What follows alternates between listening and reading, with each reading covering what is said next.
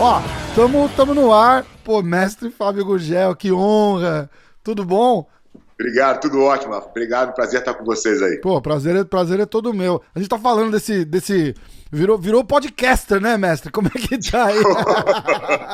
Tô aqui muito nessa legal. empreitada. Nessa empreitada, na verdade, o podcast ele é só mais um veículo de conteúdo, né? E eu já venho nesse compartilhamento de conteúdo já há bastante tempo, desde que eu comecei a estudar o marketing digital. E eu sempre fui resistente, na verdade, um pouco ao podcast, porque, como a gente estava falando antes de começar a gravar, existem várias questões técnicas, né, cara? Então, todo podcast que eu faço, agora menos, porque a gente está fazendo online, aí acaba que a gente nivela tudo por baixo. Mas quando eu estava fazendo os presenciais, todo podcast vinha aí junto com um monte de crítica de coisas que eu precisava melhorar. E eu vou melhorando devagarinho. Claro. No processo aí, um dia eu chego nesse estágio aí de ter um podcast de qualidade, mas o importante por enquanto é o conteúdo, né? E exatamente, o conteúdo acaba superando esses glitchzinhos, e os glitchzinhos você vai arrumando, não tem outro jeito de arrumar a não ser botando no ar pra ver o que deu errado, entendeu? A gente está acostumado a arrumar coisa em voo, né? O jiu-jitsu é um pouco isso, né? É verdade. E aí, assim, se você fala demais é porque você falou demais, se você fala de menos é porque você não fala nada. Ah, o entrevistador interrompe, aí você não quer interromper, aí você não fala, mas esse entrevistador não fala nada. O meu programa, na verdade, né, cara, que é o 10 Questions Back to Back. Aliás, te cortando já, porque é pra galera poder reclamar, é sensacional, eu adorei esse formato. Que é a graça de trazer um negócio diferente também, né? Então, a ideia inicial era assim, eu falei, cara, eu fazer um podcast sozinho, eu ficar falando sozinho, como tem um monte de gente que tem essa capacidade de fazer, a chance de eu ficar chato e... Enfim, eu acho que não vai funcionar muito. 100%. Eu tenho curiosidade de saber várias coisas de pessoas do nosso meio e fora dele também, que eu gostaria de perguntar. Então eu vou fazer, um 10 para cada lado. E eu comecei nessa pegada do 10 Questions Back to Back, fiz com o Galvão a primeira, foi muito legal. E aí eu fui fazendo com a turma. Chega uma hora que tem pessoas que não querem perguntar. E aí tudo bem, aí eu faço só as perguntas e vira uma conversa. E que eles acabam fazendo pergunta também, porque é uma conversa natural. Vira uma conversa, né? Que a gente está conversando aqui, vira uma conversa, um papo normal. E tem funcionado super bem, cara. E eu tenho curtido fazer, não só com a turma do jiu-jitsu, que obviamente é muito legal, mas tentando trazer um pouco de uma turma de fora, né, cara? Que pratique jiu-jitsu, mas que tem um outro ponto de vista, né? Veja as coisas por um ângulo diferente. Sim. E eu acho que isso pode agregar muito pro pessoal aí que tem academia, né? Que quer viver de jiu-jitsu. Essa que é a pegada, entendeu? É verdade. Tipo, quando eu fiz um com o Evandro Mesquita. O Evandro é sensacional. Pô, demais. Não tem nada a ver. Ele preocupado, né? Ele falou, mas não tem nada a ver com MMA. Eu falei, não, peraí um pouquinho. Eu falei, Evandro, você fez jiu-jitsu, não fez? Ele falou, fiz. Fui até a faixa roxa. Eu falei, acabou, pronto. É o gancho que a gente precisava. Não, e ele é da turma, né, cara? Ele conhece um monte de gente. Todo mundo, né? Sabe tudo. Cara, muito legal. Então, esse tipo de conteúdo, muitas vezes é mais legal do que você ficar escutando o pessoal específico, porque esse pessoal já falou isso várias vezes. É difícil você conseguir tirar coisas... E além de tudo, é um público específico também, né? Tipo, super nichado. E acaba que você fala com esse pessoal que já deu entrevista para outros veículos e já falou a mesma coisa para outros veículos. Isso. Então você acaba se tornando um pouco repetitivo. Eu estou tentando fugir um pouco disso. Exato. E quando eu falo com as pessoas específicas de jiu-jitsu também, eu tento falar num outro nível de quem também viveu aquela história. Então, consigo fazer uma diferença, acredito eu, aí quando eu entrevisto o pessoal de jiu-jitsu também. E fica bacana o formato, porque fica... Quanto menos entrevista física, assim, daquele formato tradicional ficar, mais o cara se solta. É isso que eu percebi. Às vezes o impacto é até diferente. O cara vem assim, todo durão, esperando a lista de perguntas que todo mundo já fez, né? Sim. E aí ele fica naquela tensão, tipo, puta merda, o que será que esse cara vai me perguntar pra tentar me botar na parede? Porque a graça do jornalista é assim, olha o que eu consegui, cara, né? Então, duas coisas que eu fiz com duas práticas que eu comecei a fazer. Primeiro, as pessoas falaram, o que o Fábio quer me perguntar? Eu falei, cara, deixa eu te mandar as perguntas, vê se você está à vontade. Isso. Se você tiver à vontade, se quiser cortar alguma coisa, fica à vontade de cortar também. Exato. Então, normalmente, eu mando as perguntas primeiro. Mas, por exemplo, eu fiz com o Libório. Eu mandei 10 perguntas para ele, ele me mandou 10. Então, a gente tinha 20 perguntas na mesa. Não fizemos nenhuma. Falamos mais de 3 horas.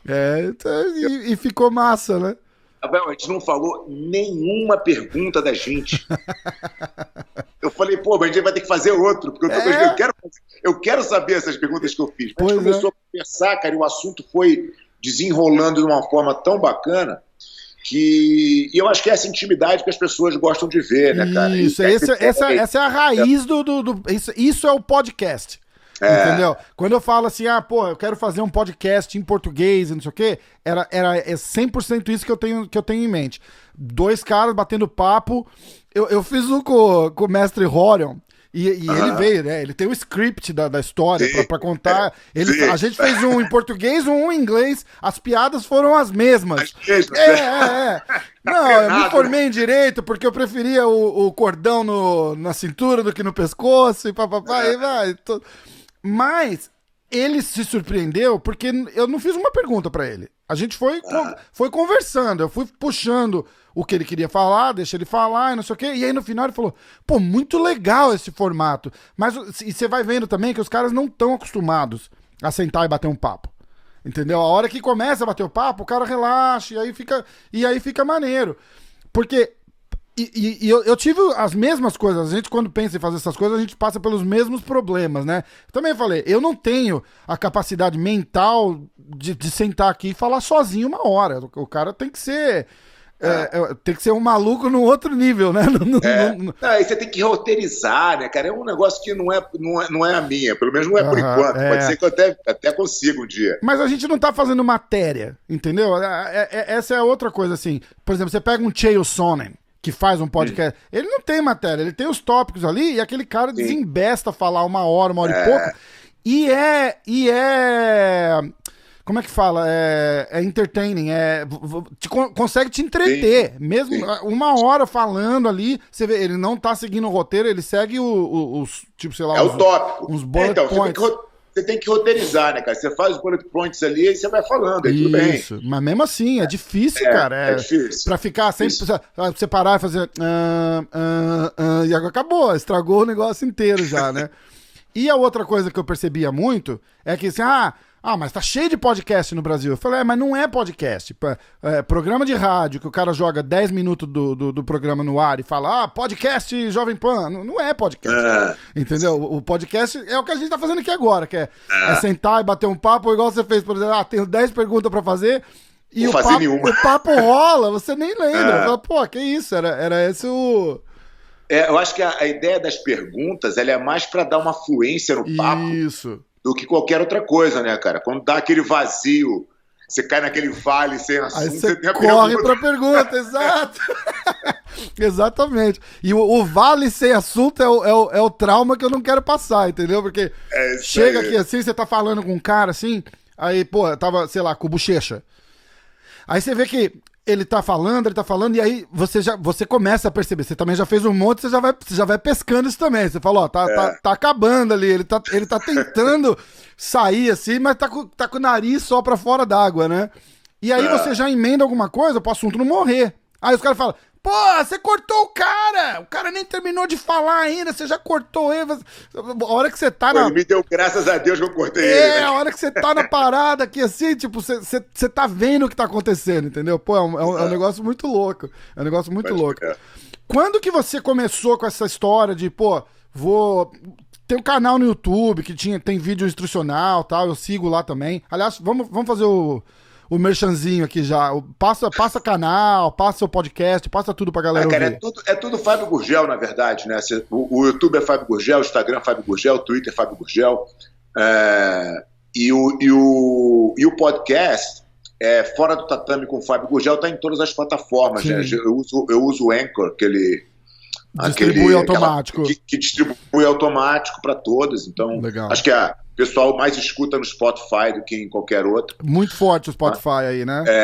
Mas tá em todas, entendeu? Legal. Então é isso. Aí a história de trazer o programa, e muito massa essa ideia do convidado fora do jiu-jitsu também, né? Porque traz uma perspectiva completamente diferente do que a galera tá acostumado.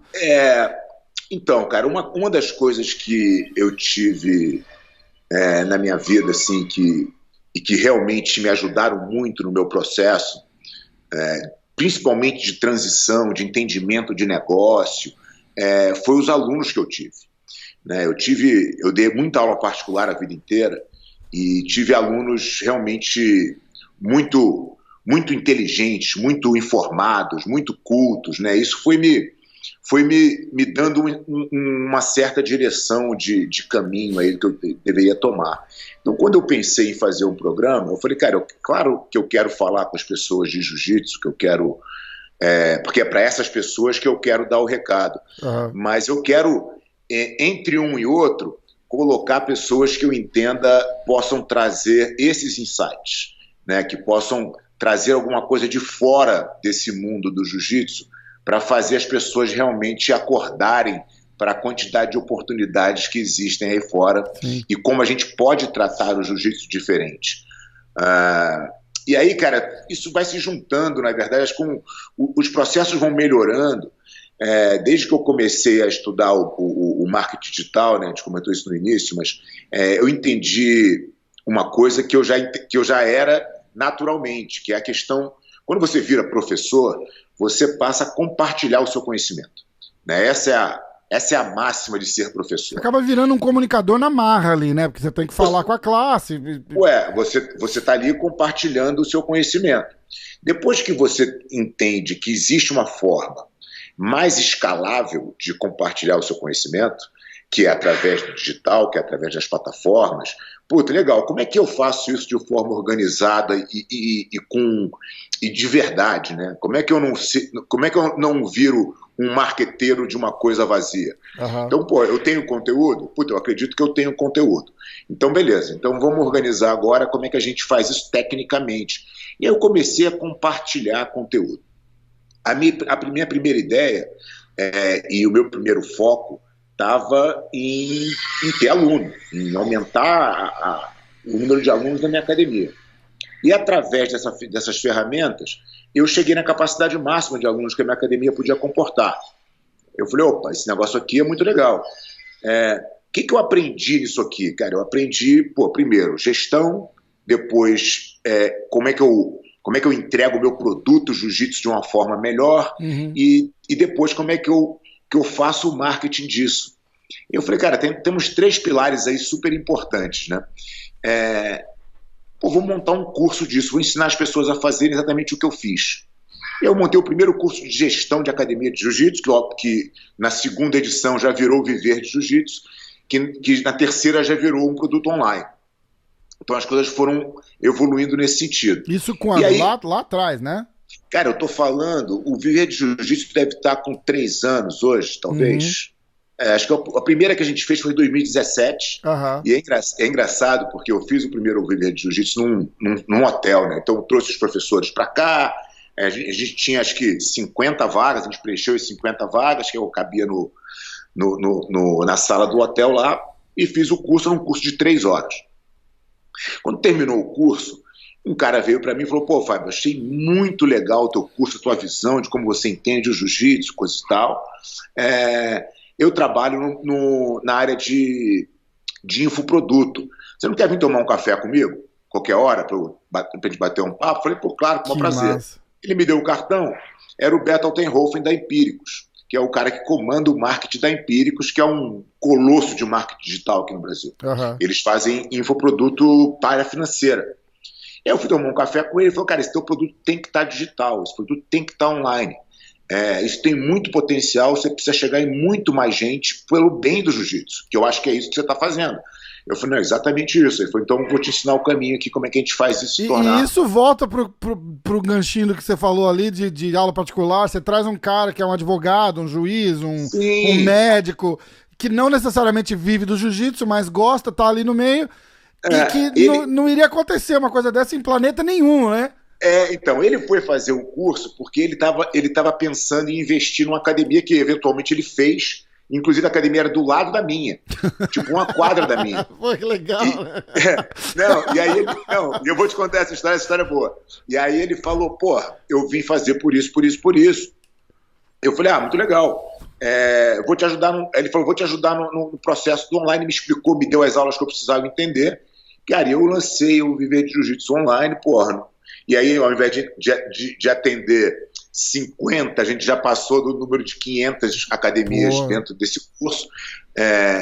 Então, assim, a gente vê a melhoria do processo das academias, né? Como os professores estão evoluindo na questão de gestão, na preocupação de entregar o melhor serviço para os alunos.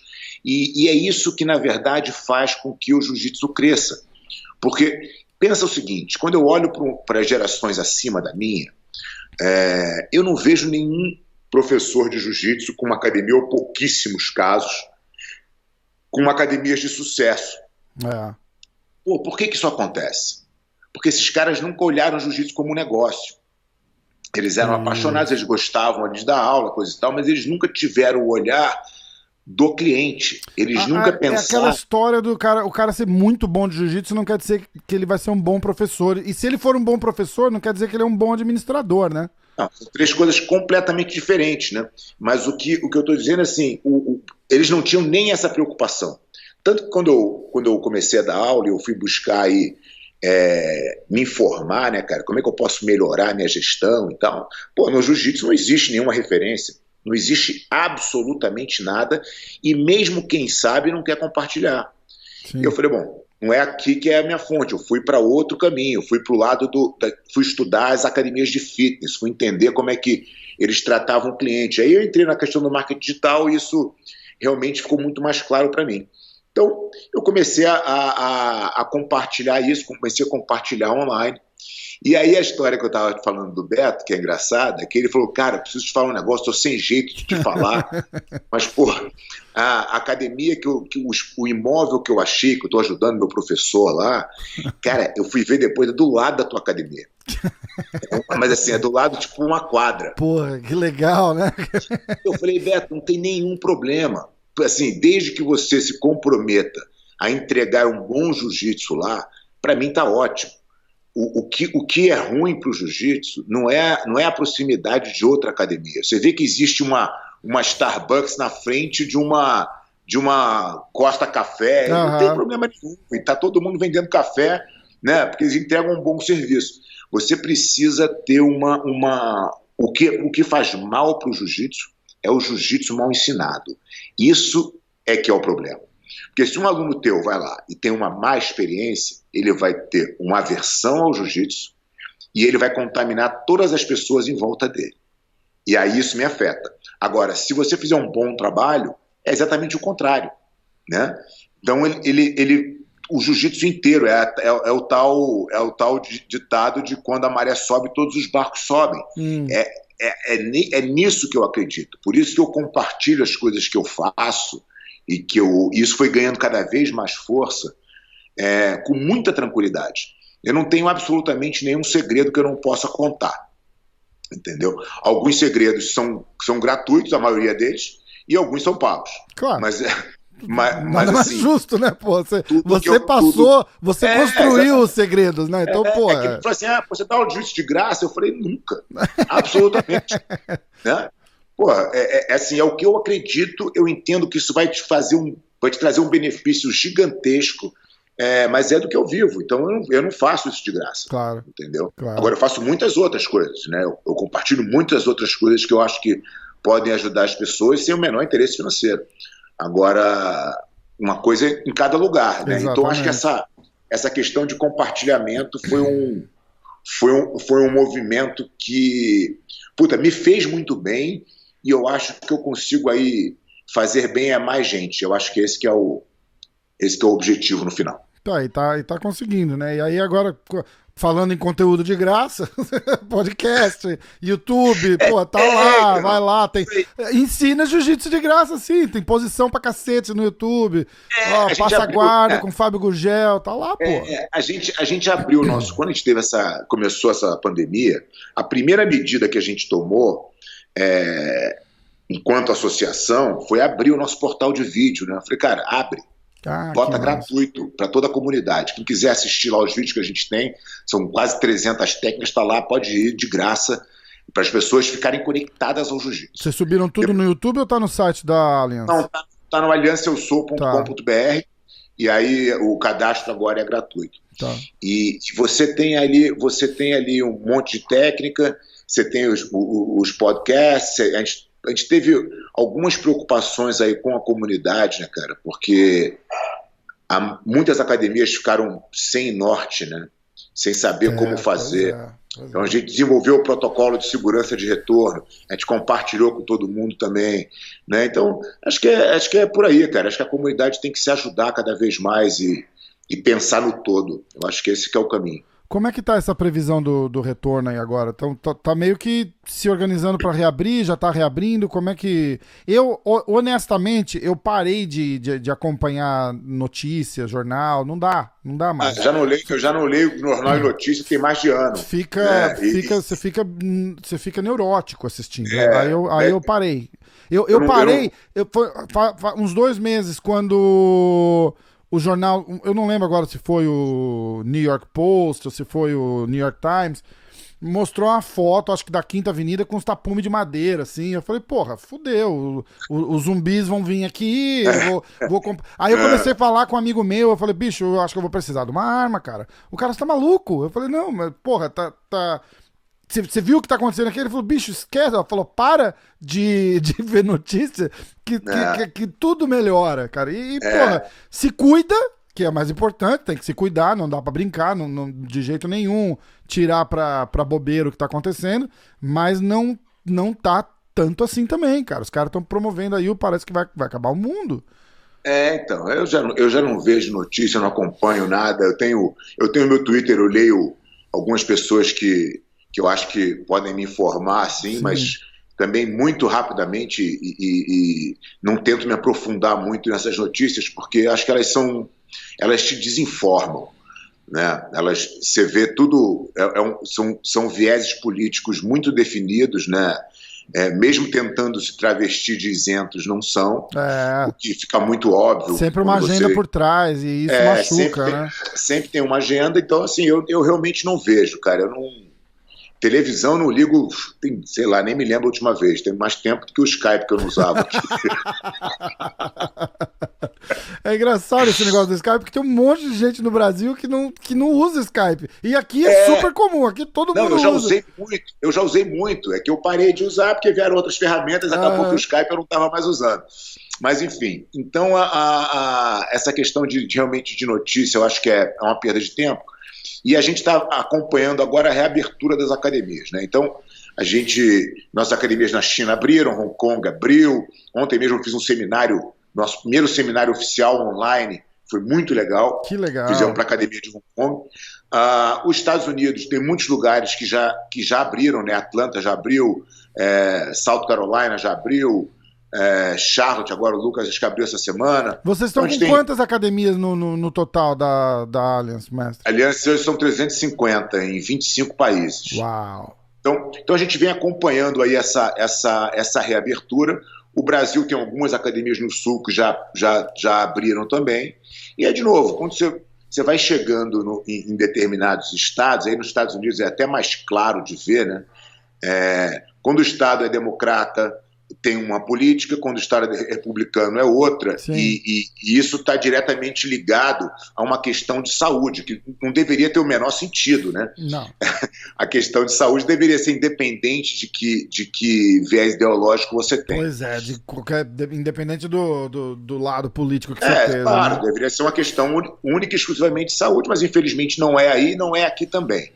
Então, a gente está aqui aguardando. São Paulo não tem ainda uma data estipulada.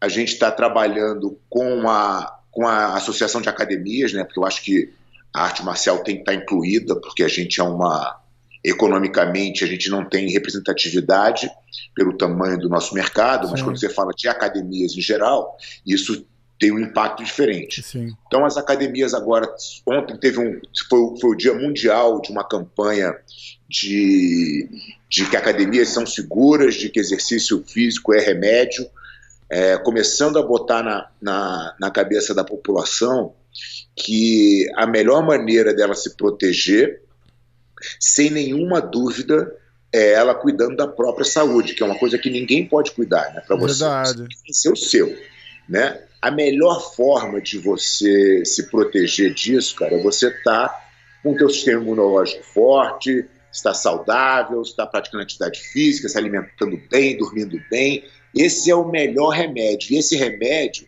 só você pode se dar, né? Então, essa tentativa de fazer com que esse entendimento seja, não, a gente tem que ficar em casa porque a gente tem que preservar a vida, não me parece muito correto, porque o vírus vai estar aí.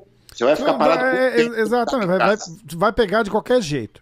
Se tiver que pegar, você vai pegar. Você não está em casa 100% do tempo. Você está indo no mercado. Você tá eu saio só pro necessário. Pronto. Você pode até diminuir a sua exposição. Continua saindo só pro necessário. Trabalhar é necessário, porra. Exatamente. Aí o ponto é esse, né? Por quanto tempo você vai ficar trancado em casa, forçar todo mundo a ficar trancado em casa? O que isso vai gerar de problemas, né, econômicos? Assim, o Brasil vive uma situação muito mais complicada ainda, que as pessoas realmente não têm nenhuma reserva. A pessoa trabalha de dia para jantar. Pois é. Então, como é que você faz para falar para uma pessoa dessa que ela não pode sair de casa? Isso é uma hipocrisia sem tamanho, né? E acaba interferindo até com... Aí o cara fala assim, quer saber? Foda-se, vou sair de casa. Mas não tem ninguém na rua. Ou seja, o tiozinho que vende sorvete, o carrinho de pipoca, que é justamente esse cara, o cara ganha o almoço pra comprar a janta, né, cara? Aí o cara sai, só que não tem ninguém na rua. Você não pode assim, a gente não está falando aqui de nenhum tipo de desobediência civil, né, cara? Pelo amor de Deus. A gente está falando de, assim, que precisa existir por parte dos governantes uma consciência de que a economia tem que funcionar. E no limite, assim, você está inseguro, você quer ficar em casa? Fica, porra. A opção é tua. Exato, entendeu? Exato. Agora, deixa quem quer trabalhar, deixa quem quer enfrentar o vírus de uma forma diferente do que você acha que é o ideal, fazer. Né? Então, acho que as academias agora, elas têm esse desafio, né, Rafael? Assim, o público vai estar dividido em dois. Aquele público que acompanha as notícias e consome aquilo, devora as notícias compulsivamente, acha que o mundo vai acabar e que é perigosíssimo pisar fora da rua. Pisar na rua, pisar fora de casa é praticamente um atentado à vida. Pois é. E as pessoas que realmente têm uma consciência diferente de que o vírus vai estar aí por muito mais tempo e que a gente tem que realmente imunizar a população e que a gente tem que, em algum momento, a gente vai ter que se expor a isso, que a gente vai tomar todos os cuidados necessários, mas que a gente tem que seguir a vida, entendeu? E eu acho que esse vai ser o grande desafio das academias a partir de agora, né? Convencer as pessoas de que, cara, que a gente está num ambiente seguro e que você tem que cuidar da sua saúde e fazer esporte, é isso. É complicado. Eu tô vendo as academias reabrindo aqui, o pessoal fazendo treino com boneco, aquele treino individual, porra. Isso eu acho que vai acabar frustrando mais do que ajudando no final da história. Porque é legal você ir na academia, mas você quer ir pra treinar, você não quer ir pra ficar deitado sozinho, fazendo saída de quadril. Então, mas isso aí faz parte de um protocolo, né? Então, assim... É mais pra show, né? Tipo, ó, estamos em compliance, né? Puta que pariu. Não é. Assim, você tem... Porque, de novo, né? Você tem as pessoas que estão com medo, que estão preocupadas, e você tem que... Mas eu acho que você tem que tomar medidas de segurança de fato quando você trabalha com o público, né? Você vai eu vou no mercado aqui, na porta do mercado tem dispensa de álcool gel, tem a pessoa higienizando o teu carrinho, assim, dá uma sensação de segurança, e tudo bem, acho que isso não tem problema. As academias estão fazendo exatamente isso, né? Estão se preparando para dar toda Você passou bastante tempo aqui nos Estados Unidos, não passou, mestre? Eu já fui muito, né? Aqui não tem nada disso, cara. É assustador, viu, do que você tá falando. Eu vejo aí no Brasil, você vem aqui, você bota o pezinho no álcool gel station, e aí você lava a mãozinha, e o cara vem e borrifa porra em você, e não sei o quê. Aqui não tem nada disso. Aqui os caras falam assim, sem máscara você não entra. Mas aí você entra, encosta na porra toda, quer dizer, não tem muito sentido, entendeu? É por isso que eu tô falando, tem coisa que parece que é só pra agradar, e quando eu falei, é só pra show, não é... Não tô dizendo do nosso lado, eu tô dizendo do lado da fiscalização. Porque, tipo, olha, você pode reabrir, mas você tem que fazer isso, isso, isso e isso. E no final das contas, o cara sai dali, vai no mercado, e no mercado tá assim, 10 passaram, botaram a mão na lata ali do tomate, e tá tudo bem. Entendeu? Porque aqui, o pequeno teve que fechar, mas, porra, Home Depot tá aberto, Target tá aberto, Walmart tá aberto, e isso foi a maior... A reclamação geral aqui é essa. Por que o restaurante do tiozinho não pôde funcionar e a Target pode funcionar com 500 pessoas lá dentro? Entendeu? Então, cara, tem umas coisas que são difíceis de explicar, né? Muito difíceis de explicar. Mas só voltando à questão do protocolo, a nossa preocupação quando a gente criou o protocolo da Aliança foi justamente essa que você falou. Eu falei, cara, o meu aluno não está afim de vir para a academia para ficar fazendo sprawl e abdominal, entendeu? Porque ele quer treinar jiu-jitsu. Então, como é que eu posso criar um protocolo de segurança que eu entregue jiu-jitsu para ele, de alguma maneira e muito rápido? Então, a gente tem a primeira questão se você está confinado com alguém que treina jiu-jitsu, você pode treinar com essa pessoa à vontade, né? Sim, então, sim. Vamos combinar que você está confinado com a pessoa dentro de casa. Traz o amigo. Traz o amigo e vai treinar com quem isso você mora. Mesmo se o amigo não é aluno? Não, mesmo se o amigo não for aluno e quiser começar, vem aí. Legal. Vem um aluno.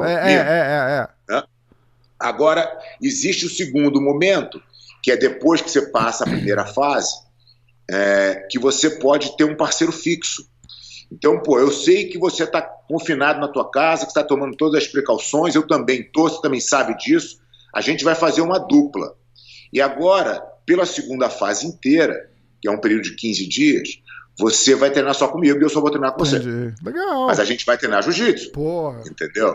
Eu vou fazer jiu-jitsu normal. Entendeu? Isso. A gente vai respeitar o distanciamento social das outras duplas, porque a gente tem tatame e divide isso num espaço um pouco maior, mas a gente vai treinar jiu-jitsu. Porque não importa, assim, tem que higienizar a mão e pé, tem que não sei o quê, não pode usar o vestiário, não pode usar o bebedouro. Tudo bem, desde que eu entregue jiu-jitsu. E é isso, o problema todo passa, desde que o cara vá lá pra conseguir treinar, porra. Exatamente. Aí depois, na terceira fase, você já pode juntar 2 duplas. E aí você tem um grupo de 4. Legal. E um grupo de 4, cara, já é um treino. treino. Já é uma classe. Já é normal. Porra. Quantas vezes você não vai terça-feira à tarde na academia, tem 5 caras lá no tatame só. Mas mesmo quando tem 40, você não treina com 40. É verdade, você treina exato. Um grupo isso. que é do mesmo peso que você, da mesma faixa que você. Né? Você tem um grupo separado que você vai treinar ali. A gente na academia, assim, cara, a grande maioria dos treinos, porque a gente tem aulas cheias e a gente tem que dividir a turma em grupos. Sim. Então, na maioria dos casos, são grupos de 4. Então, a terceira fase que a gente está falando... E uma classe é 4, 5, 6 rounds. Pô, Entendeu? Então você tá treinando com isso aí mesmo. 4 pessoas, 5 pessoas. É isso. Então você tem um grupo de Se você 4... tiver num preparo físico ótimo, igual o meu, assim, por exemplo, você faz 3 rounds, senta 2. Pô, então, por isso que é bom ter o grupo, entendeu? Você dá o treino, descansa. Exato. Né? Então isso é bom até para o pessoal ir voltando. Mas, enfim, o fato é que depois de você, de um mês de protocolo, a academia está normalizada e acabou, entendeu? E aí é vida normal. Pois então, é. eu acho que o protocolo precisa, principalmente por uma questão educacional, que a partir de agora eu acho que vai ser uma coisa comum das pessoas terem que higienizar mais as mãos, enfim, que isso não tem problema nenhum, é tudo bem, a gente se adapta a isso sem problema. Né? E um pouco para criar essa sensação de segurança, isso, que as pessoas que estão com medo possam aí mais facilmente quebrar essa barreira e voltar a treinar. E vai espalhando, né? Igual você falou, tipo, o teu amigo vizinho lá que faz um jiu-jitsu ruim, aquilo espalha. O cara faz um jiu-jitsu bom, aquilo espalha. A sensação de segurança é a mesma coisa. O cara, porra, você voltou a treinar? Eu falei, não, voltei. Você é louco, você vai ficar doente. Eu falei, não, porra, chega lá, lava a mão, lava o pé. E aí acaba entrando isso na cabeça.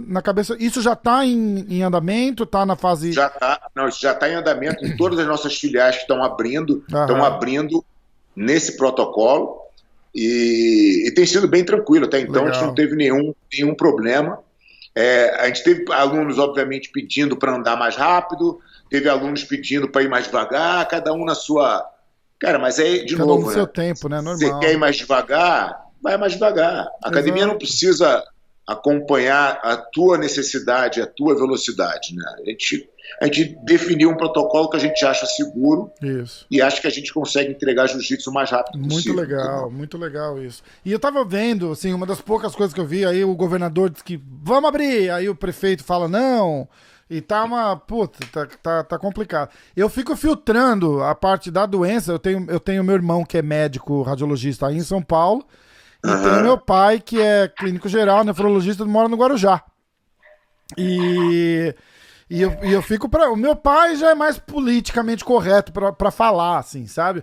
Mas o meu irmão, pô, tem a minha idade, então eu gosto de escutar ele, porque ele fala a verdade pra mim. Então, tipo, tá bom, não tá ruim, não, você tá com... Eu ligo pra ele e falo assim, porra, eu tô com não sei o quê, o que eu faço? Ele fala, não faz nada, para de frescura e já passa. Então tá bom, entendeu? Então, e foi mais ou menos o que eu falei com ele. Eu falei, porra, e essa merda aí, o que tá acontecendo? Ele falou, se puder, fica em casa, entendeu? Não é o fim do mundo, mas tá pegando. E eu acho que o que aconteceu é que eles se prepararam para um caos que não aconteceu, né?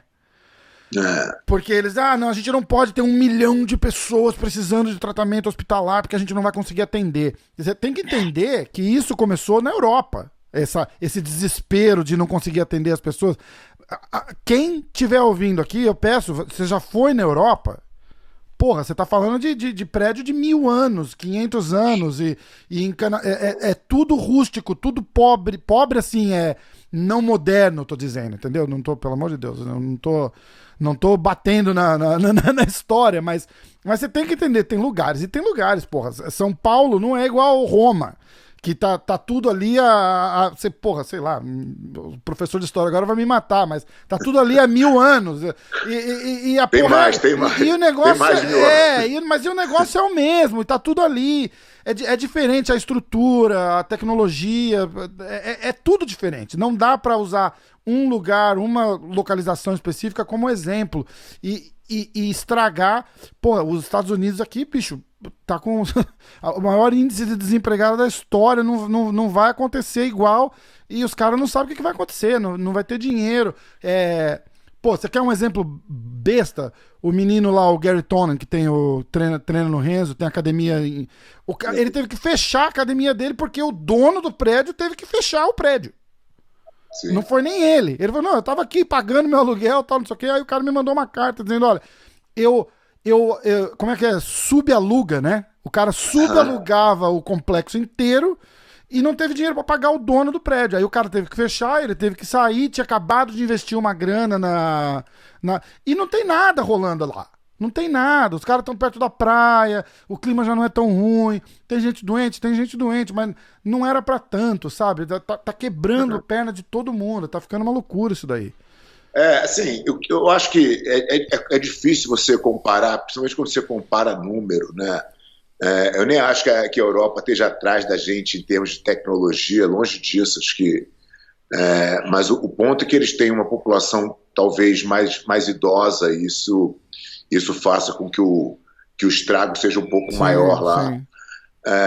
Acho que a forma de comparação, né, de número de casos, coisa e tal, ela também existe uma diferença quando você fala de números absolutos e quando você fala de número por milhão, né, como é que você compara uma população com os Estados Unidos com 400 milhões de pessoas com uma população de um país que tem 8 milhões, quer dizer, não dá. Isso que eu acho um pouco complicado, entendeu? Mas assim, você tem que ir pela porcentagem, né? Tipo, que é o real. É o habitante casos por milhão, né? Isso. Mas enfim, cara, eu acho que o problema que a gente tem que enfrentar agora é justamente a sensação de insegurança que foi gerada na população, para que a população possa voltar a ter uma vida produtiva, né? Como que a gente vai superar isso, né? Porque não produzir me parece o pior caminho de todos, né? Eu acho que é onde a gente pode realmente se ver numa situação em muito pouco tempo irreversível. E isso gera uma série de outros problemas, né? Como você falou aí do desemprego, né, histórico nos Estados Unidos, mas isso começa a descambar porque a gente já está vendo agora de violência. Pois não estamos nem falando disso agora que tá ficando pior agora, né? Então, e aí, de repente, os caras de uma hora para outra esqueceram, né, o Covid. Tá manifestação tendo 10 mil pessoas na rua quebrando a porra toda. Aí pode. E vai ajudar no quê? Agora, além do coitado ter que... não pôde abrir, agora tem que reconstruir. Quer dizer, o cara ficou fora o ano todo. Ontem, não sei se você chegou a ver, acho que a Rose Grace. A Rose, pô, eu falei com ela ligou pra mim. Tá, puta, uma loucura. Destruída, né? Que era um negócio absurdo, né? Assim, os caras pegam um motivo que deveria ser, obviamente, um motivo justo para que você levante uma bandeira, coisa e tal, e obviamente ninguém em sã consciência pode defender qualquer ato de racismo, ou mesmo aquela incompetência, né, do agente policial que assim, uma crueldade e uma incompetência somadas, né, para fazer aquela barbaridade.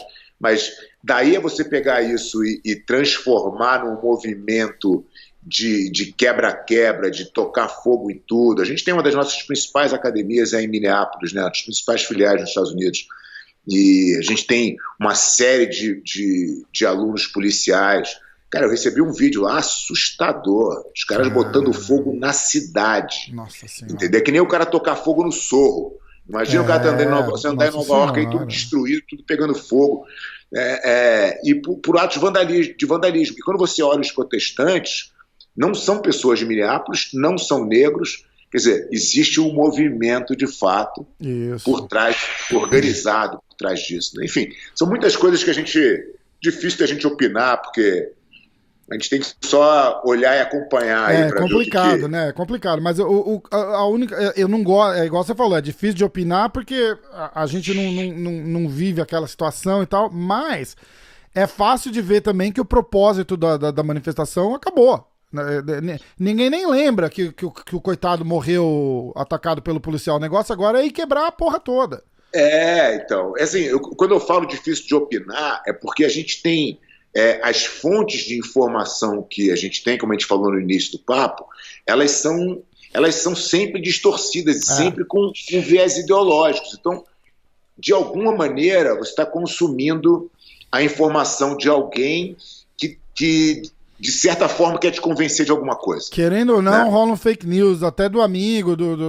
Então, sim, eu nem acho que esse é o caso do que eu estou te relatando aqui. Eu recebi de um policial, cara, que me contou, falou, meu, a história é essa, entendeu? A história é que existe uma ligação do governador de Minneapolis com os grupos que estão protestando, cara, que vai contra o governo federal. Assim, aí você fala, bom, é muito mais embaixo. Profundo, entendeu? Do que a gente tá preparado para. É isso aí. Com certeza. A Rose ela fez uma live, eu assisti, assim, a Rose Gracie Live, 7 horas da manhã, acho que era 7 e pouco da manhã aqui, né? Foi caramba, que cedo, né? Pô, 6 horas da manhã, não, acho que era 9 e pouco, era 6 horas da manhã lá na Califórnia. Eu falei, caramba, que cedo, né? Pô, a gente é amigo, eu falei, a Rose não acorda às 6 horas da manhã, não tem nem porquê, quarentena, né? Aí eu respondi assim, bom dia! Aí a live caiu, aí voltou, ela tava chorando. Eu falei, ih, caralho, o que aconteceu? E aí a gente tava assistindo, aí a gente se falou depois por telefone, e ela tava explicando, ela falou, pô, isso daqui é uma Tent Planet Jiu-Jitsu, mas não é da matriz, isso aqui é um small business owner, é um cara que vive disso. Tava fechado já, porra, há 2, 3 meses, e agora o cara faz o quê? Aí fizeram até um GoFundMe pra ele lá. Quem, inclusive, a gente vai estar botando isso no ar. A gente tá gravando dia 2 de junho. Provavelmente vai no ar a semana que vem, isso aqui, mestre. Então, se tiver acima ainda, quem quiser ajudar, vai lá, entra lá no negócio, no Instagram da Rose, pergunta, que eu tinha o link lá, não sei se vai estar ainda. Mas é uma loucura isso, é uma loucura. É completamente fora de propósito, sem ideal, né? Não tem sentido, é só. Vamos lá, agora estão roubando as lojas todas e é só para conseguir tirar vantagem de alguma coisa, né? O que no final da história, infelizmente, não assusta, né? Eu acho que é um objetivo de desestabilização, né? Do governo. Enfim. É complicado. Vamos falar de coisa boa. Vamos de coisa boa. Conta desse carro forte, maravilhoso que você montou, a Aliança Jiu-Jitsu. Como foi e como que chegou nesse... Você sempre imaginou que ia ficar do tamanho que tá? Pô, eu vou olhando assim, e times, né, e academias, eu falei, cara, que massa que é poder olhar e ter aquela imagem sua lá atrás, começando. Conta como é que foi a ideia, como é que rolou tudo isso? Vamos sair desse papo de corona, protesto. Vou tentar dar uma resumida, né? Porque a gente está numa história aí de mais de 25 anos já. A Aliança foi fundada em 93 e ela tinha o único objetivo de ser uma equipe de competição, né? Então eram os alunos do Jacaré que... Os nossos alunos começaram a se enfrentar. Então eu dava aula na minha própria academia já, eu saí para dar aula um pouco antes de eu ganhar a faixa preta, então já tive faixa marrom, né? Eu lembro dessa história. Quando eu saí para dar aula sozinho, foi uma oportunidade que apareceu no clube no Rio de Janeiro que eu frequentava. E aí eu comecei a dar aula para um grupo lá de amigos, coisa e tal, o grupo foi crescendo, logo depois eu ganhei a faixa preta, e aí tinha os campeonatos locais ali, e os meus alunos enfrentavam os alunos do Jacaré muitas vezes. E aquilo não tinha muito sentido, né? Aí logo depois o Gigi montou a academia dele, então os alunos dele também lutavam contra os meus, que lutavam contra o Jacaré. Falei, pô, mas isso aqui tá... isso aqui não tá não tá muito legal não, entendeu? E a gente treinava todo mundo junto, né? A gente treinava todo mundo na Academia do Jacaré, aí no Ipanema. E aí a gente decidiu que a gente deveria montar um time para que todos os alunos do Jacaré pudessem representar uma bandeira só. Isso foi a primeira vez que aconteceu isso no Jiu-Jitsu. Não tinha nada disso. A gente foi a primeira equipe que se juntou e ficou dentro de uma bandeira. E aí, cara, os campeonatos começaram a ganhar um pouco mais de relevância, né? Vieram os mundiais, a gente ganhou os mundiais de 98 e 99, então foram 5 anos depois. Um pouco dessa, só para contextualizar aí na cronologia, quando a gente fundou a Aliança em 93, foi o mesmo ano que o UFC foi fundado. Então existiu logo na sequência um boom do jiu-jitsu no mundo. Sim. Então a gente começou a sair para dar seminário, coisa e tal, e a gente ia com o nome da Aliança. E aí eu pensava, cara, como é que eu posso fazer esse cara me trazer de novo aqui na Finlândia, né? Porque legal pra caramba, né? Finlândia foi o primeiro país que eu fui dar um seminário internacional. E aí eu falei, puta, ao invés de eu ficar um fim de semana, como era praxe, eu falei, eu vou ficar uma semana inteira. eu vou ensinar para esse cara como é que é o sistema de aula que funciona na minha academia. Aham. Que não que existisse um sistema exato, mas era como a gente tocava as aulas. Né? Aham. E o cara adorou a ideia, falou, porra, vou te trazer todo ano. E eu falei, pô, você não quer ser uma filial nossa aqui? Aí o cara, puta, que legal, vamos fazer. Aí começamos a fazer isso e a coisa foi se espalhando. Né? Só que isso trouxe um outro problema, porque a gente foi crescendo totalmente sem organização. A gente nem era uma empresa, a gente era uma equipe de competição. Sim. Né? E aí, cara... E volta aquela história do cara, de repente, não dar aquele jiu-jitsu tão bom e acaba manchando o nome da equipe, né? Tinha um pouco isso, mas era mais grave ainda, porque a gente não tinha nenhuma organização. E toda vez que eu tentava colocar uma ideia de organização, como era muita gente, muitos competidores, e não existia uma direção, aquilo normalmente não tinha muito eco, entendeu? Entendi. Então eu tive algumas frustrações nesse período, mas tudo bem, era o que era, e seguimos tocando a vida como uma equipe de competição. Sim. Faltava aquela estrutura com a liderança. Não existia estrutura nenhuma. Existia uma hierarquia, claro, mas com muito pouco poder, né? De fazer as coisas, de definir as coisas. Sim. E aí a gente teve aquele racha da aliança em 2001, onde a gente perdeu todos os nossos faixas pretas, saiu todo mundo, coisa e tal. Foi o rolo da Confederação de Jiu-Jitsu que criaram uma outra. Confederação, que o Luizinho, que era da Nova União na época, teve uma briga pessoal com o Carlinhos, e aí ele quis montar uma confederação para competir com a CBJJ, e na verdade eu entendia que isso era um caminho errado, que o jiu-jitsu já era pequeno, e que dividir o jiu-jitsu por uma briga pessoal não fazia o menor sentido. Claro. Mas enfim, meus atletas foram contra e teve o racha. Quando o racha aconteceu, os atletas que saíram e levaram mais um monte de gente. Então a gente ficou praticamente sem equipe de competição. Putz. Ou seja, o propósito pelo qual a gente tinha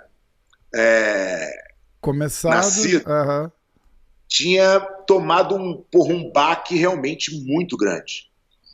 Eu falei, cara, tudo bem, a gente vai ter que reconstruir isso aqui.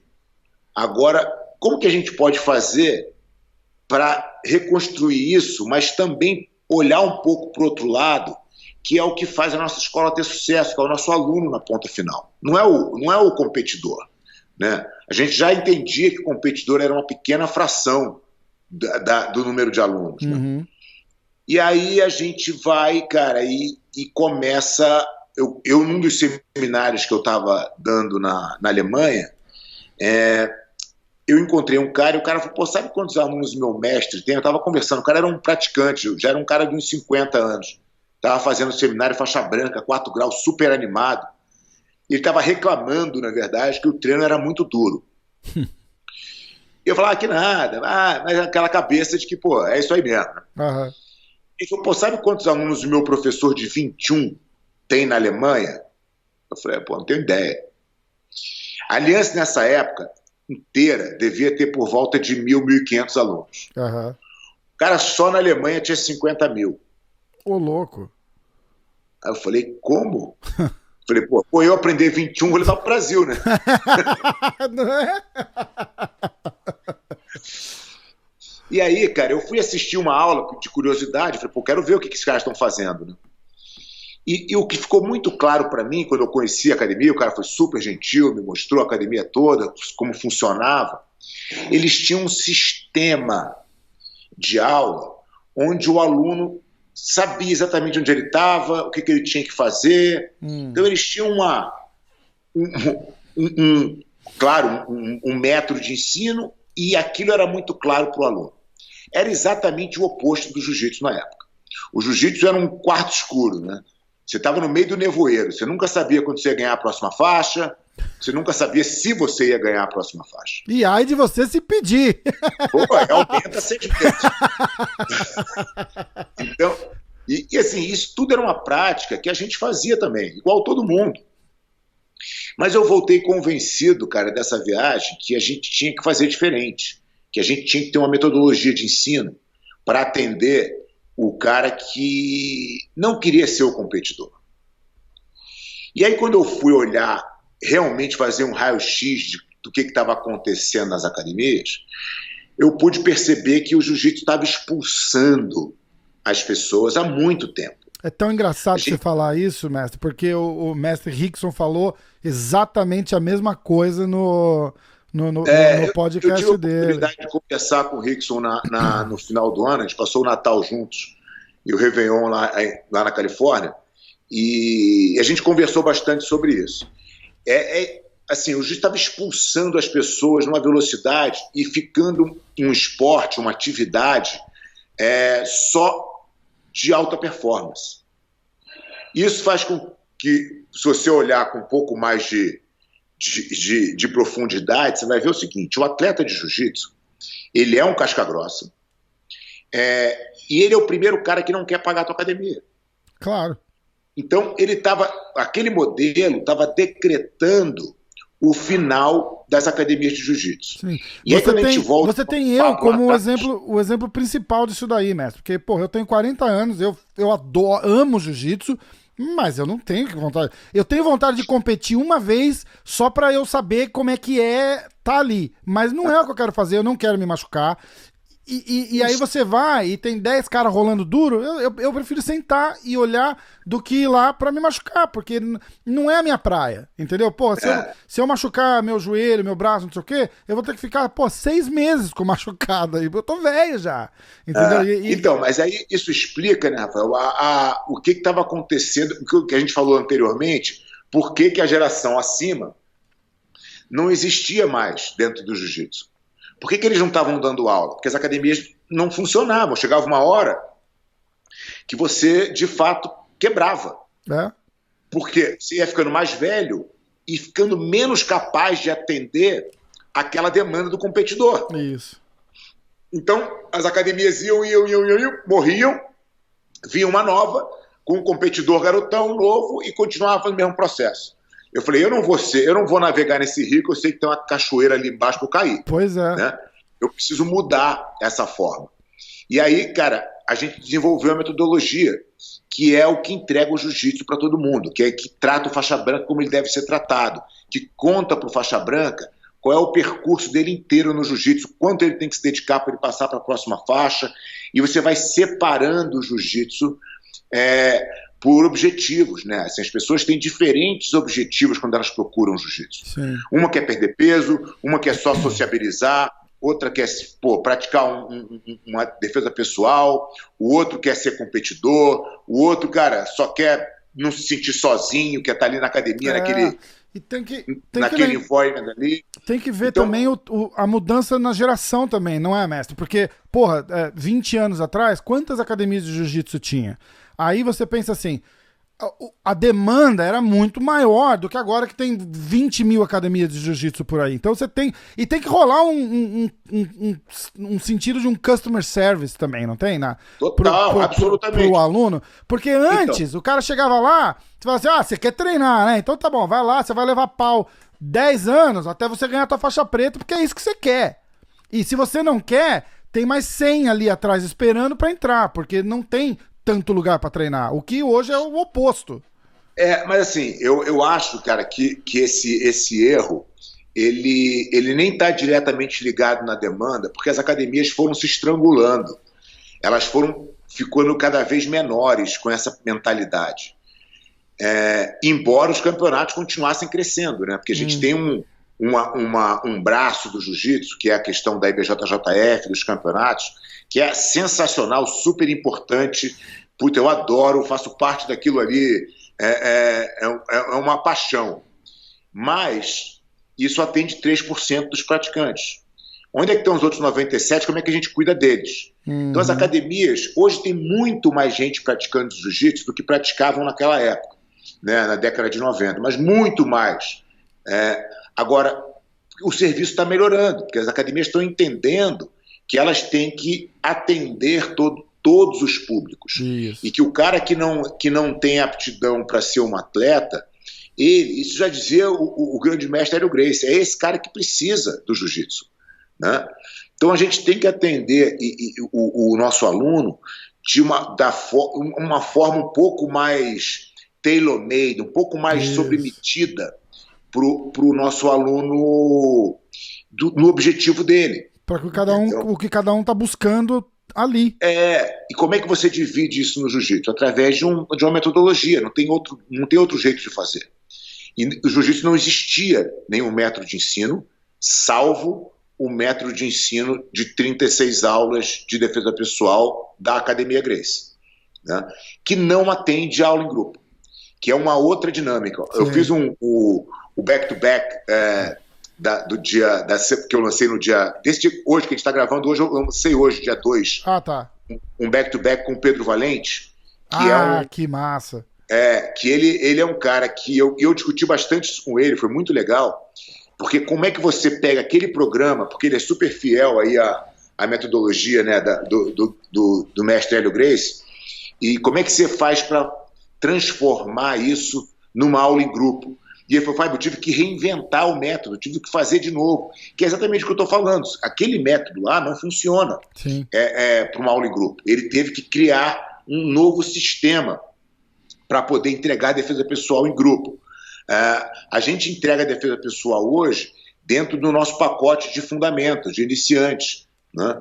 E depois o aluno vai evoluindo ali para as outras fases, para os outros produtos que a gente tem na prateleira, até se tornar um cara eventualmente campeão. E aí as pessoas falam, mas isso aí não é, você está virando as costas para a competição. Eu falo, não, a minha equipe é 12 vezes campeã do mundo, você não pode falar isso. Jamais, né? A gente tem, desde que a gente começou a fazer isso, a gente ganhou mais 10 títulos mundiais. É justamente o contrário.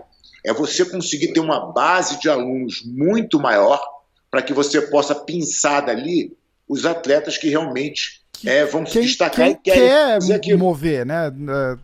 Que quer fazer aquilo, que quer competir. Então a Aliança ela foi se moldando, né, só para voltar para a origem da pergunta, ela foi se moldando primeiro como equipe de competição, depois ela evoluiu para o conceito de escola de jiu-jitsu, que é onde a gente tem nossa metodologia e atende diversos níveis e diversos objetivos de aluno. E aí a gente entendeu que isso tudo trazia para o nosso aluno um grande pertencimento, para o nosso professor ali uma oportunidade realmente de ter a vida dele atrelada ao jiu-jitsu com uma boa qualidade. E para que isso fosse possível, a gente teve que organizar isso como empresa, para que a gente pudesse dar aí os parâmetros necessários para esse cara se desenvolver, né? Então foi o último, a empresa, ela entra no último estágio do que a gente começou a fazer lá atrás. A nossa empresa Aliança Licenciamentos, ela foi constituída em 2014, quer dizer, uma empresa bem nova, se você comparar aí a toda a história da Aliança, né? E a gente vem hoje, cara, com um trabalho de como dar mais suporte para os nossos professores e filiados, para que eles possam entregar um produto melhor de jiu-jitsu para o aluno deles na ponta final. Que é super importante, né? Se o cara não souber, volta à história que a gente falou, né? O faixa preta campeão não necessariamente é um bom professor, com uma boa... como é que fala? Didática. Isso, obrigado. As palavras fogem às vezes, né? E com uma boa didática que deixa aquela pessoa presa lá, porque só ser casca grossa bom de jiu-jitsu não é suficiente para rodar uma academia, né? Geralmente é o contrário, né? Porque a gente tem ali a chavinha do campeão, ela é uma chavinha virada para o egoísmo, né? Porque o cara ele precisa daquilo. É um só esporte ele individual, né, pô? Lógico. Você tem que ser, cara, você tem que cuidar do seu, você tem que puxar para você. E aqui eu não estou dizendo egoísmo em nenhum sentido pejorativo, Sim, não. É individualismo, né? O individualismo, no sentido de que você precisa, cara, realmente tentar atingir o máximo da sua performance, a sua energia tem que estar voltada para isso. Quando você vira professor, é o oposto. É um giro de 180. Agora é tudo para os outros. Quando você vira gestor, é como se você estivesse dobrando a aposta. Agora é mais ainda. Que agora eu tenho que cuidar do meu cliente, né?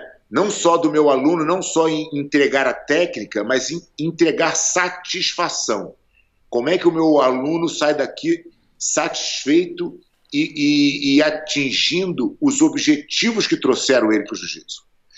Se é perder peso, pô, eu tô dando as dicas para ele de alimentação, de exercício, da importância de você comer bem, de repente de introduzir ele na dieta Gracie, que é uma coisa cultural do jiu-jitsu. Eu tô entregando para ele o que ele veio procurar? Puta, não, então eu tô falhando, né? Como gestor. Uhum. O meu aluno era um cara extremamente inseguro.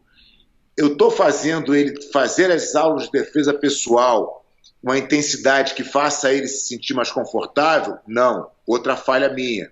Então, você vai vendo que as coisas têm funções diferentes, né, cara? E você fazer essa transição de um para o outro não é uma coisa fácil, mas é uma coisa necessária se você quiser se manter fazendo jiu-jitsu de alguma forma, entendeu? E é muito maluco, né? Você teve essa visão de falar, pô, isso é uma coisa legal que tem que ser compartilhada, né?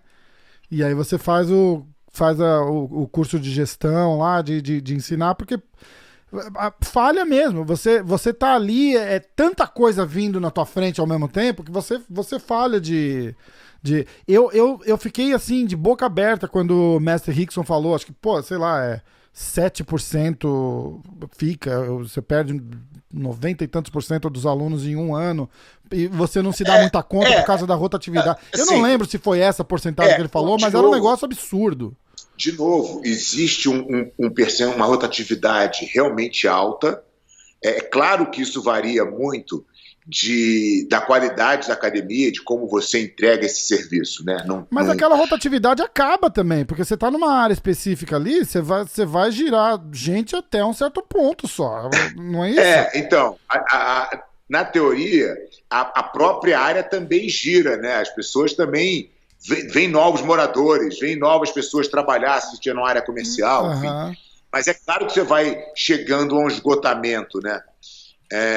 Definitivamente não é a melhor maneira de fazer. Definitivamente a melhor maneira de fazer é cuidar do cliente da melhor forma que você conseguir, né? Então acho que essa que tem que ser a busca, cara, das academias, entendeu? Tentar entregar para o cliente um jiu-jitsu que caiba no bolso dele, no sentido de, puta, é isso que eu tô querendo, é isso que eu tô buscando, entendeu? Isso. E não tentar forçar o cara a uma disciplina que não é o que o cara busca, entendeu? O cara não quer ser campeão.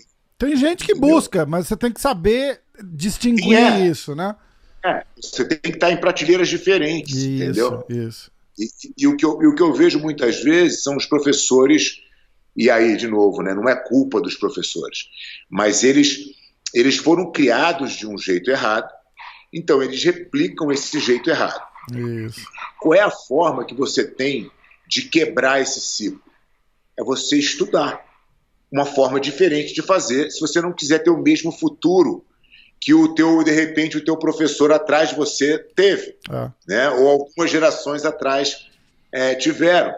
Eu acho que manter a cabeça aberta para aprender e fazer diferente é normalmente o que faz você conseguir quebrar essa roda, que é muito nociva, né?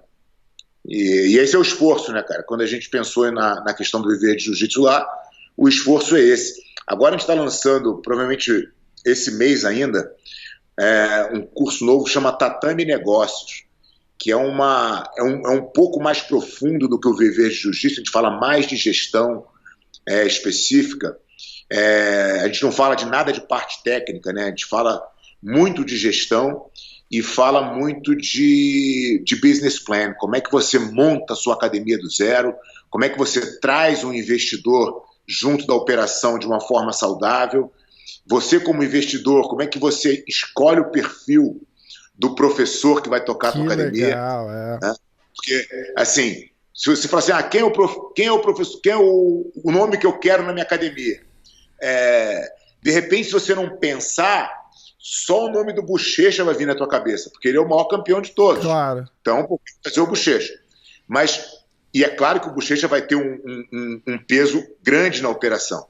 Mas o Bochecha tem o perfil de ser professor, de cuidar do aluno, de gerir a academia, né? Pode ser que ele tenha, se ele tiver, é maravilhoso. Se ele não tiver, eu tenho que trazer alguém junto com ele, que tem esse perfil, né? Então a gente faz algumas simulações nesse curso, onde não só de tamanho de academia, mas também de formas onde você pode se relacionar com o investidor, né? Então acho que vai ficar muito legal, acho que vai ajudar bastante gente também. Pô, vai demais. E esse curso tá disponível agora no fim de junho, é isso? A gente está gravando, cara. A gente já tem aí, acho que a gente já tem 27 horas de aula gravada. Uau. E imagina que são aulas normalmente de aulas de 20 minutos, né? Então a gente vai ter bastante conteúdo aí. E a gente já tem 75% do curso gravado, então a gente deve lançar agora e gravando aí o final já com o curso andando. Entendeu? Que bacana. Vamos combinar de fazer um outro, então, quando lançar o curso, claro. Você faz um resuminho do curso, a gente ajuda a divulgar, pô, é importantíssimo, é muito legal. Sim. É muito legal, porque eu passei por isso também, de querer, de começar a treinar, de querer abrir alguma coisa e fazer junto, e não tem nada para consultar, para buscar, só amizade não é suficiente. Então, essa relação aqui é ruim, porque o que acontece no final? Na maioria dos casos, você monta um negócio e perde um amigo. É verdade. O teu negócio não vai para frente porque muitas vezes você não se preparou. Você não fez o teu professor entender a importância do investimento. Porque na hora que o cara precisa do dinheiro, puta, você é sensacional, você é o cara mais inteligente do mundo, você vai ser o melhor sócio para ele. A hora que o negócio pegou e ele fala, puta, agora eu tô confortável, agora eu não acho justo você ganhar esse tanto que você está ganhando. Porque você não faz nada, aula. Sou eu. Não é? Exatamente. Não é isso? Não, e rola o seguinte, sabe Deus o que acontece, o cara fala, pô, os próximos 6 meses eu vou estar treinando pro Abu Dhabi, não vou poder dar aula. E aí você faz o quê com a academia? Então, como é que a gente constrói uma relação saudável para os dois, né? Boa. E eu acho que a gente tem um momento muito legal, porque o jiu-jitsu atrai muita gente boa, né? Atrai maluco também, mas atrai muita gente boa, né? E essas pessoas são apaixonadas por jiu-jitsu. E por que não ter um negócio que eu sou apaixonado? Né? Agora, o ponto cara, não tenha um negócio para te dar dor de cabeça. Porque aí você vai, naquele teu momento, eu já escutei isso de várias pessoas que investiram no jiu-jitsu em algum momento. O cara fala, olha, o jiu-jitsu para mim era o meu melhor momento do dia. Depois que eu montei meu negócio, ele passou a ser um fardo, que nem treinar eu tenho mais prazer. Né? Só que ele foi um fardo porque você não se preparou. Exato. Você não fez o seu dever de casa, você não analisou o negócio, e o jiu-jitsu é um negócio particular. Não é porque você é um empresário de qualquer outra área, e é óbvio que todo o teu entendimento de mundo e de negócio vai te ajudar. Mas existem particularidades dentro do jiu-jitsu que você precisa entender antes de botar a tua mão dentro da cumbuca. Entendeu? Mestre, é igual abrir um restaurante. Todo mundo tem o sonho de abrir um restaurantezinho. Eu sei fazer um bife que ninguém faz igual. E aí o cara... Mas não é assim. Não é verdade? Não é só isso. Porra, tem mais 1 milhão de coisas, detalhes, não sei o que você não tá... Esse exemplo é perfeito. Eu bati um papo num dos back-to-backs, eu fiz com o Alex Atala, que é um grande amigo meu. E eu falei, Alex, me conta a diferença de ser um cozinheiro e de ser um dono de restaurante.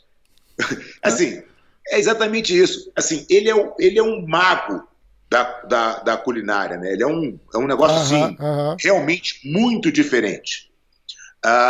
Mas ele teve que aprender a ser um restaurateur, porque ele não era, entendeu? Ele era cozinheiro. Chegar e cozinhar não é a mesma coisa nem de perto. Cabeçada, não é na parede, não, é na quina da parede.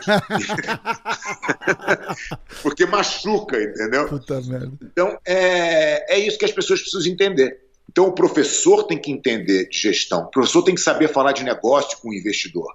E o investidor tem que saber quais são as particularidades de se ter uma academia de jiu-jitsu. Uma vez isso entendido, eu acho que a gente vai ter uma associação que ela é muito benéfica para todo o jiu-jitsu como um organismo. A gente vai ter mais academias de qualidade, entendeu? A gente vai ter menos fundo de quintal, a gente vai ter menos academia salinha, que o cara abre lá para dar aula, fecha, entendeu? E manda faxineiro uma vez por semana. Entendeu? A gente vai ter academias realmente estruturadas, porque o cara vai fazer um investimento e o cara busca o retorno daquele investimento, e essa relação é muito clara. E é assim que as coisas funcionam, é assim que elas devem ser para que elas funcionem. Muito legal. E, pô, é importantíssimo ter esse guia aí. Vamos combinar de a gente fazer, assim que tiver ao vivo, a gente fica em contato e aí a gente faz um outro, ó. Combinado. Tá no ar, aí explica um pouquinho melhor como é que é, a gente faz um programa meio que dedicado a isso, porque me interessa também. Pô. Muito legal. Onde é que o pessoal acha o Viver de Jiu-Jitsu? Vamos falar mais uma vez, social media, site. Então, olha, o Viver de Jiu-Jitsu foi uma outra coisa que a gente fez também quando a gente enfrentou essa pandemia aí. O Viver de Jiu-Jitsu, eu botei ele com 70% de desconto, enquanto a gente estiver na pandemia. Não só ele, como o nosso curso de metodologia também, que é o curso de metodologia 1, que é o primeiro, que é o curso mais importante, para ser bem sincero, porque ele te dá uma ideia. Até se você quiser depois montar em cima desse primeiro os seus outros produtos, você pode fazer, ele vai te dar um guia, né? Mas ele é o primeiro módulo, que é onde a gente trata o iniciante, e como a gente fez para adaptar o módulo de 36 aulas da família Gracie para uma aula coletiva, onde chega um aluno de primeira aula e já tem o outro de quinta, e tem o outro que está na 17ª. Como é que você faz uma aula para todo mundo, né? Então tem um sistema para isso, que é esse curso de metodologia, que também está com 70% de desconto. Então nossos dois produtos online que são abertos aí ao público, a gente disponibilizou eles com 70% de desconto, e se você botar aí, né, no Google Metodologia Alliance ou Viver Jiu-Jitsu, você vai achar lá o caminho, ou nas minhas redes sociais também tem bastante coisa sobre o curso direto. Tá. Então é @Fábio Gurgel no Instagram, Facebook, YouTube. Qual que é o canal? O canal do YouTube Twitter. É Fábio Gurgel. Explica. Fábio Gurgel. No YouTube também? Então, tamo em casa. É só achar e procurar que o conteúdo tá todo lá. É isso aí. Mestre, foi uma aula, pô. O mestre do professor do professor, né, cara? Demais, pô. Brigadão. Quem sou eu? Estamos aqui, na verdade, tentando ajudar a nossa comunidade. Acho que o jiu-jitsu tem muito potencial, né? A gente tem que só conscientizar as pessoas de que elas podem fazer isso de uma forma mais produtiva, né? E que a produtividade, ela só gera benefício. Com certeza. Né, em todos os sentidos. Com certeza.